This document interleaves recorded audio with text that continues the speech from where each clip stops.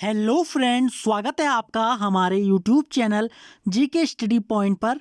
तो फ्रेंड्स, आज हम 91 क्वेश्चंस से आगे देखेंगे।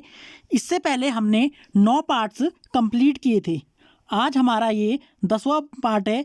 इसके अंदर भी हम अनेकों क्वेश्चंस देखेंगे और साथ में उसके साथ साथ अनेकों फैक्ट भी देखेंगे। तो चलिए शुरू करते हैं।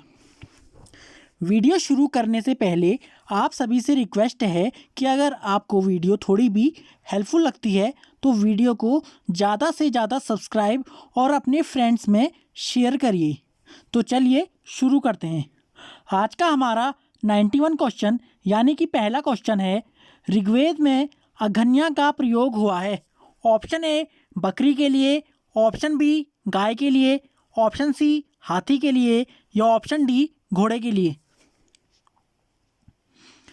इसका राइट आंसर है ऑप्शन बी गाय के लिए।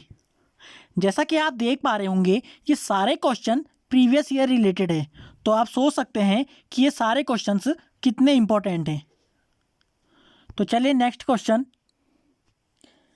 92 क्वेश्चन यानी कि आज का दूसरा क्वेश्चन है, ऋग्वेद में कई परिच्छेदों में प्रयुक्त अघन्य शब्द संदर्भित है।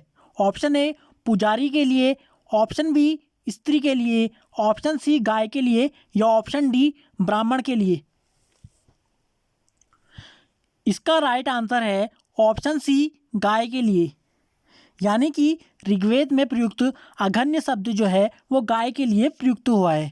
एक ही क्वेश्चन अलग अलग तरीके से अलग अलग एग्जाम्स में और अलग अलग टाइम पे पूछे गए हैं, तो आप सोच सकते हैं कि सारे क्वेश्चंस कितने इंपॉर्टेंट हैं। इसलिए आप सारे क्वेश्चंस को नोट करते हुए ज़रूर चलिए। आज का नेक्स्ट क्वेश्चन है यानी कि 93 क्वेश्चन, ऋग्वैदिक कालीन आर्यों और सिंधु घाटी के लोगों की संस्कृति के बीच अंतर के संबंध में निम्नलिखित कथनों में से कौन सा सही है।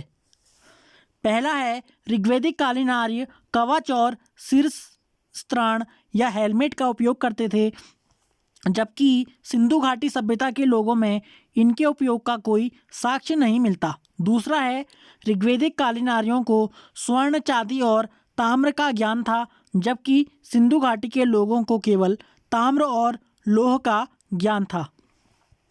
आपको बताना है कि इसमें से कौन सा सही है। तीसरा है, ऋग्वैदिक कालीन आर्यों ने घोड़े को पालतू बना लिया था, जबकि इस बात का कोई साक्ष्य नहीं है कि सिंधु घाटी के लोग इस पशु को जानते थे। नीचे दिए गए कूट का प्रयोग कर सही उत्तर चुनिए। जैसा कि आप क्वेश्चन देख सकते हैं कि इसमें क्या क्या कहा गया है। आप नीचे दिए गए कूट का प्रयोग कर सही उत्तर चुनिए। आपको बताना है कि इसमें सही क्या है। तो इसके राइट आंसर की बात करें तो इसका राइट आंसर है ऑप्शन ए यानी कि केवल 1।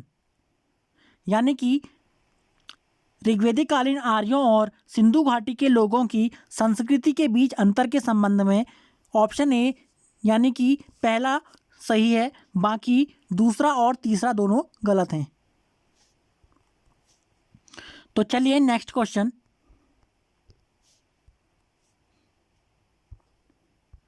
आज का 94 क्वेश्चन है। बाकी इसकी थ्योरी के बारे में आप देख सकते हैं। इसको आप स्क्रीनशॉट लेके या वीडियो को पॉज करके नोट कर सकते हैं कि इसकी थ्योरी के बारे में क्या क्या बताया गया है। तो चलिए नेक्स्ट क्वेश्चन यानी कि आज का 94 क्वेश्चन है, ऋग्वैदिक काल के प्रारंभ में निम्न में से किसे महत्वपूर्ण मूल्यवान संपत्ति समझा जाता था। ऑप्शन ए भूमि को, ऑप्शन बी गाय को, ऑप्शन सी स्त्रियों को या ऑप्शन डी जल को। इसका राइट आंसर है ऑप्शन बी यानी कि गाय को। गाय को ऋग्वैदिक काल के आरंभ में सबसे महत्वपूर्ण मूल्यवान संपत्ति समझा जाता था।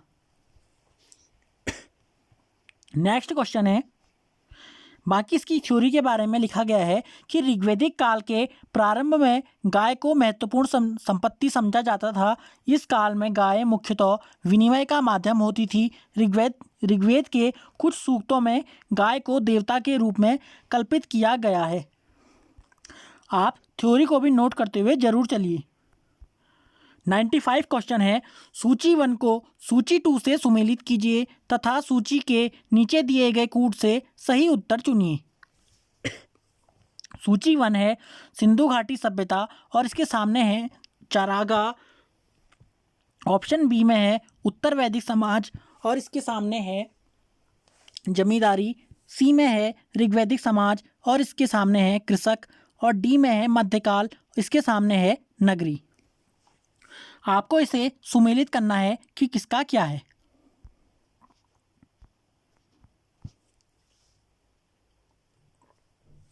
तो इसके राइट आंसर की बात करें, इसका राइट आंसर है ऑप्शन डी, यानी कि इसको हम इसकी थ्योरी से देखते हैं कि इसका क्या सही है। यानी कि सिंधु घाटी सभ्यता जो थी वो नगरी थी, उसी प्रकार उत्तर वैदिक समाज कृषक था, जबकि ऋग्वैदिक समाज जो था वो चरागाह और मध्यकाल जमींदारी से संबंधित था।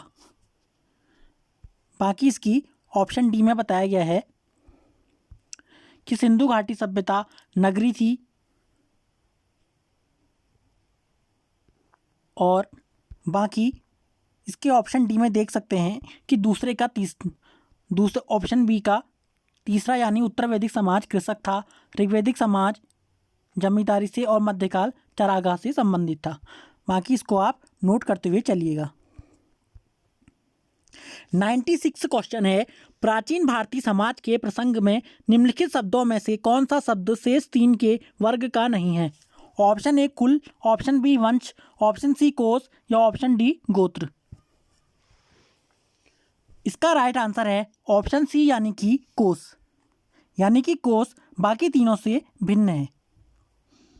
बाकी इसकी थ्योरी के बारे में बताया गया है कि प्राचीन भारतीय समाज के संदर्भ में कुल, वंश तथा गोत्र परिवार से संबंधित है, जबकि कोश परिवार से संबंधित ना होकर भंडार से संबंधित है। ये क्वेश्चन में पूछा जा सकता है कि कोश किससे संबंधित था प्राचीन भारतीय समाज में, तो ये भंडार से संबंधित है। तो चलिए नेक्स्ट क्वेश्चन, यानी कि 97 क्वेश्चन है, संस्कारों की कुल संख्या कितनी है। Option A 10, option B 12, option C 15 या ऑप्शन डी 16। इसका राइट आंसर है ऑप्शन डी, यानी कि संस्कारों की 16 संख्या है। बाकी इसकी थ्योरी के बारे में आप पढ़ सकते हैं कि इसकी थ्योरी में क्या क्या दिया गया है। तो चलिए नेक्स्ट क्वेश्चन, जीविकोपार्जन हेतु वेद वेदांग पढ़ाने वाले अध्यापक कहलाता था। ऑप्शन ए आचार्य, ऑप्शन बी अथर्व, ऑप्शन सी उपाध्याय या ऑप्शन डी पुरोहित। ये क्वेश्चन भी उत्तराखंड के अपर डिवीज़न में और लोअर डिवीज़न में के मेंस एग्जाम्स में पूछा गया था। तो आप सोच सकते हैं कि ये 2007 में लोअर डिवीज़न, अपर डिवीज़न और लोअर डिवीज़न दोनों में पूछा गया था। बाकी इसके राइट आंसर की बात करें तो इसका राइट आंसर है ऑप्शन सी, यानी कि उपाध्याय। बाकी इसकी थ्योरी को आप नोट कर सकते हैं कि इसकी थ्योरी में क्या क्या बताया गया है। तो चलिए नेक्स्ट क्वेश्चन, अब हमारा टॉपिक है बौद्ध धर्म से। अब हम बौद्ध धर्म से रिलेटेड क्वेश्चन से देखेंगे कि कौन कौन से क्वेश्चंस प्रीवियस ईयर एग्जाम्स में पूछे गए हैं। तो चलिए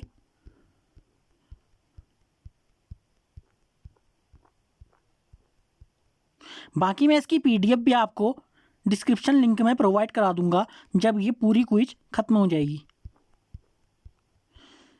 बौद्ध धर्म से संबंधित आज का पहला क्वेश्चन है, गौतम बुद्ध का जन्म कब हुआ था। ऑप्शन ए 563 ईस्वी पूर्व, ऑप्शन बी 558 ईस्वी पूर्व, ऑप्शन सी 561 ईस्वी पूर्व या ऑप्शन डी 544 ईस्वी पूर्व। इसका राइट आंसर है ऑप्शन ए, यानी कि 563 ईस्वी पूर्व में गौतम बुद्ध का जन्म हुआ था। बाकी गौतम बुद्ध के जीवन परिचय से आप इसके डिस्क्रिप्शन में देख सकते हैं कि इसके डिस्क्रिप्शन में क्या क्या बताया गया है। यानी कि गौतम बुद्ध का जन्म कपिलवस्तु के निकट लुम्बिनी में 563 ईस्वी पूर्व में हुआ था।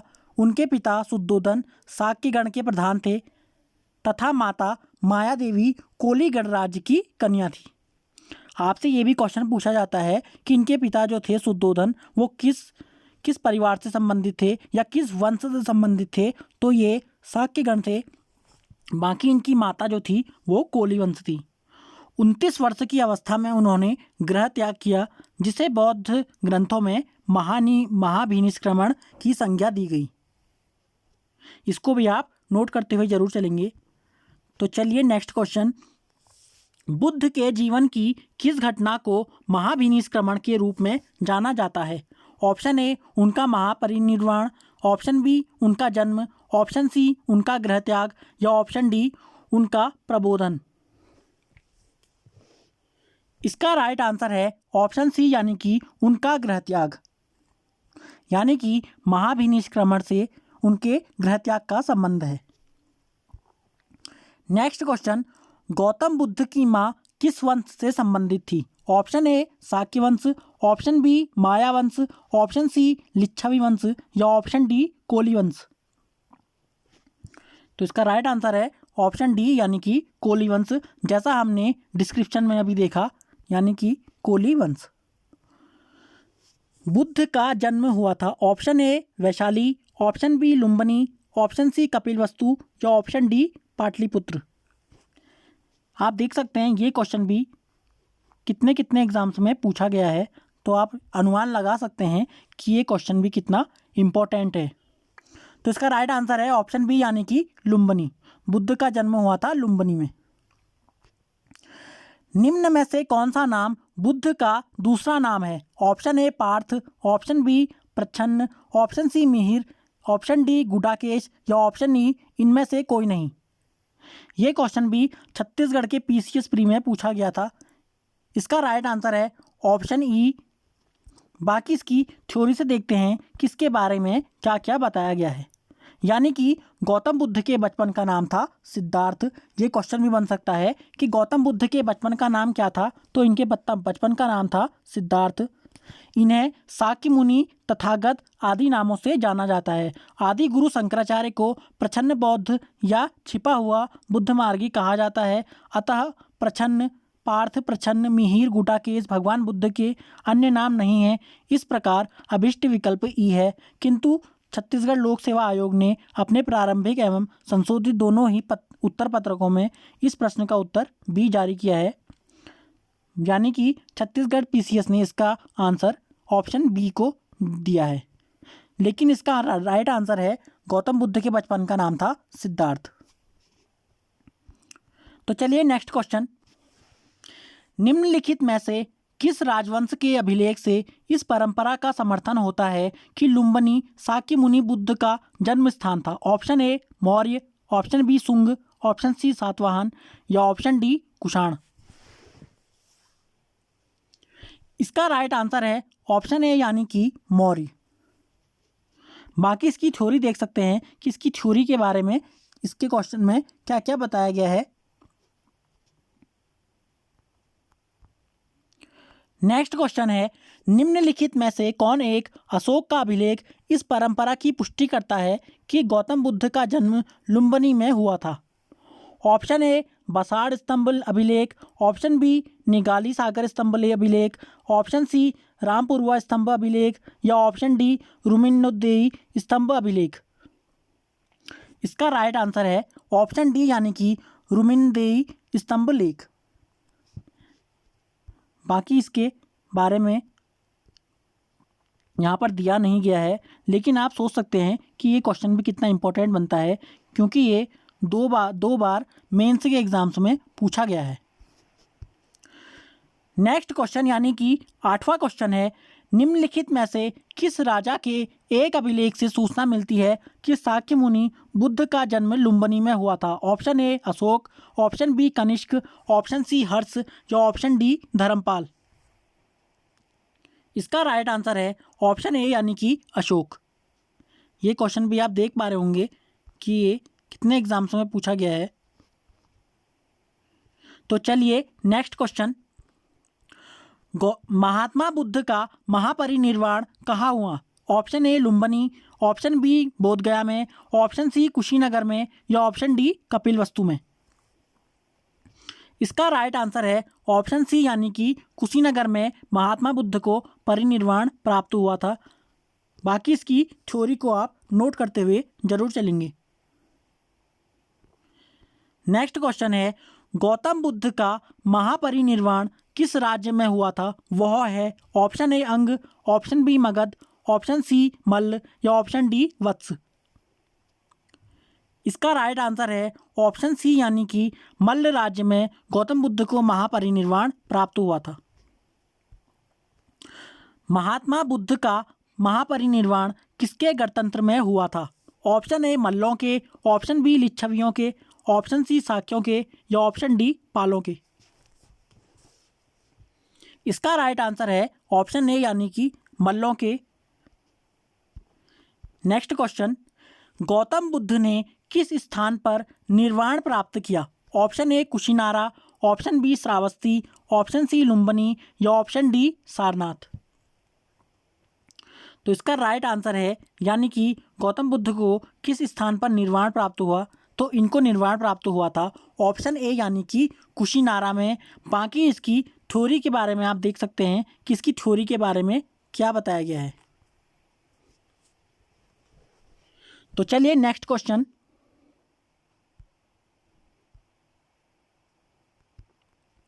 महापरिनिर्वाण मंदिर अवस्थित है ऑप्शन ए कुशीनगर में, ऑप्शन बी सारनाथ में, ऑप्शन सी बोधगया में या ऑप्शन डी श्रावस्ती में। इसका राइट आंसर है ऑप्शन ए यानी कि कुशीनगर में।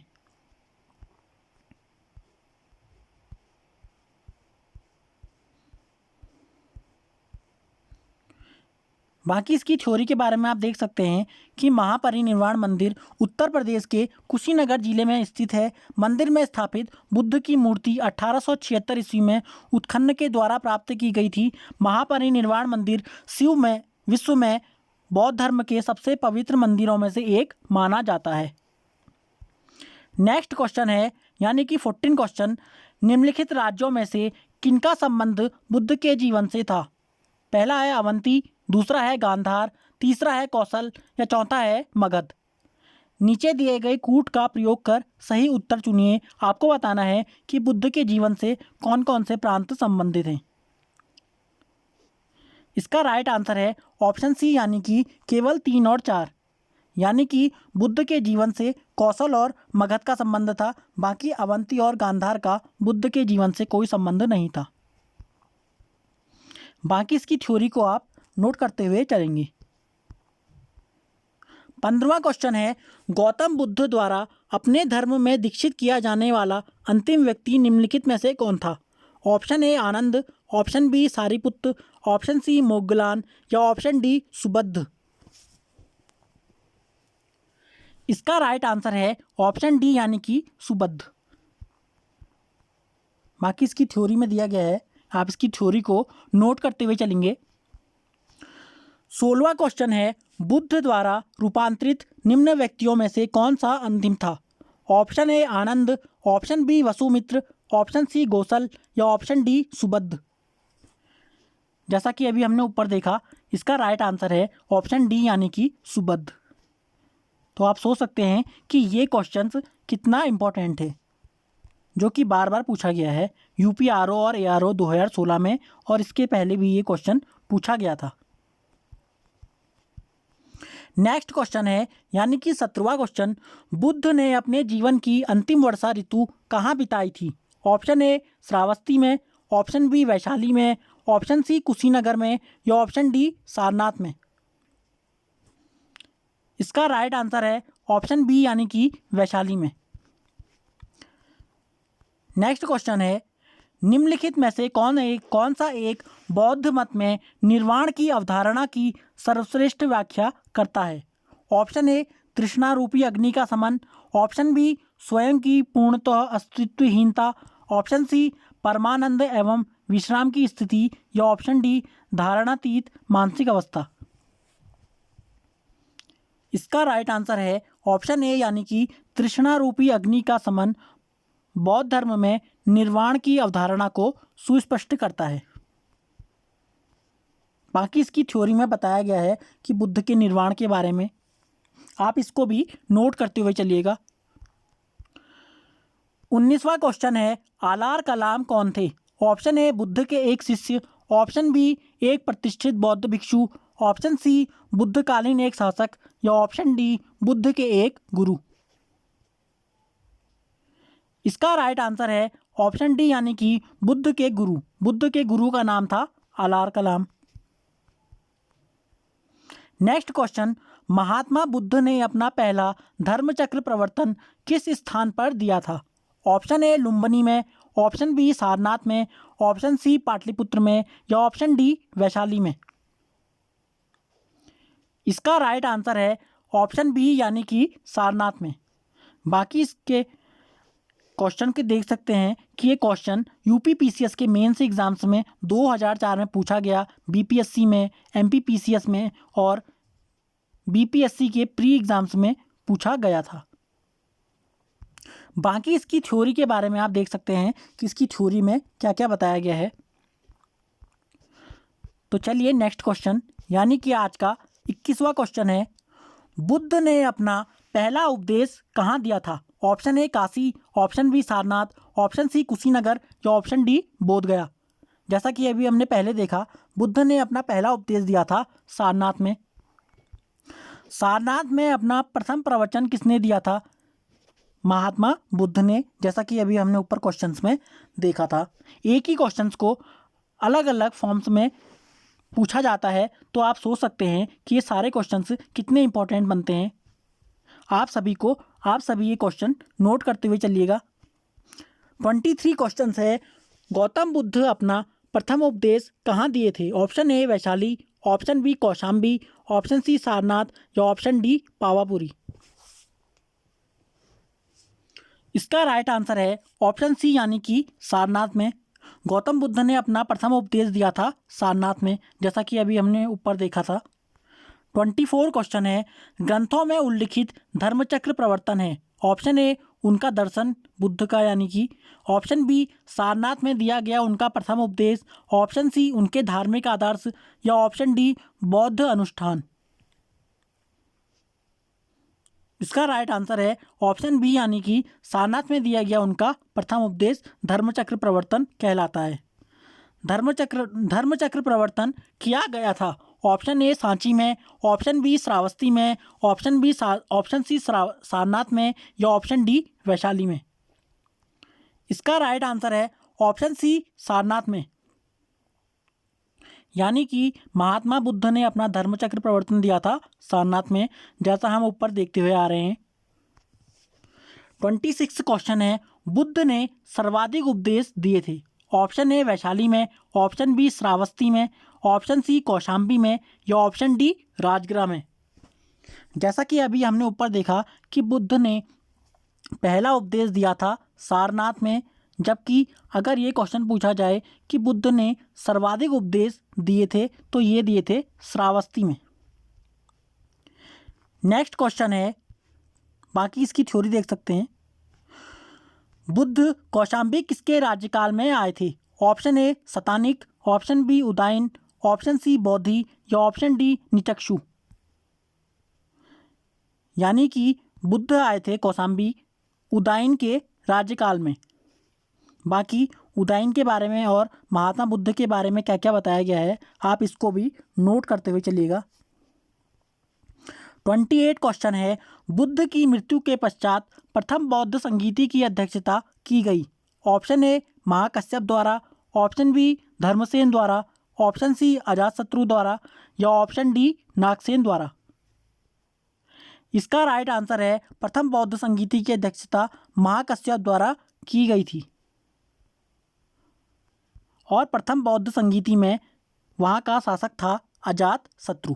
इसको भी आप नोट करते हुए चलेंगे कि प्रथम बौद्ध संगीति के समय वहाँ का शासक था अजातशत्रु और अध्यक्ष था महाकश्यप। बाकी इसकी थ्योरी से आप देखते हुए चलेंगे कि इसकी थ्योरी में क्या क्या बताया गया है। नेक्स्ट क्वेश्चन है, प्रथम बौद्ध परिषद का संचालन निम्नलिखित में से किस एक ने किया? ऑप्शन ए आनंद, option b Mahakashyapa, option c Moggaliputta, या ऑप्शन डी उपाली। इसका राइट आंसर है ऑप्शन बी यानी कि महाकश्यप ने प्रथम बौद्ध परिषद का संचालन किया, जैसा कि अभी हमने ऊपर देखा था। आज का ये हमारा लास्ट क्वेश्चन है, सप्तपर्णी गुफा स्थित है ऑप्शन ए सांची में, ऑप्शन बी नालंदा में, ऑप्शन सी राजगृह में या ऑप्शन डी पावापुरी में। जैसा कि आप देख पा रहे होंगे इसका राइट आंसर है ऑप्शन सी राजगृह में। और प्रथम बौद्ध परिषद जो हुई थी वो भी राजगृह में हुई थी। इसे भी आप नोट करते हुए चलेंगे कि प्रथम बौद्ध परिषद ये राजगृह में हुई थी, प्रथम बौद्ध परिषद। ओके फ्रेंड्स, आज के लिए इतना ही। अगर आपको वीडियो हेल्पफुल लगी हो तो वीडियो को सब्सक्राइब और अपने फ्रेंड्स में शेयर ज़रूर करिएगा। बाकी हम 31 क्वेश्चन कल से देखेंगे। ओके फ्रेंड्स, धन्यवाद।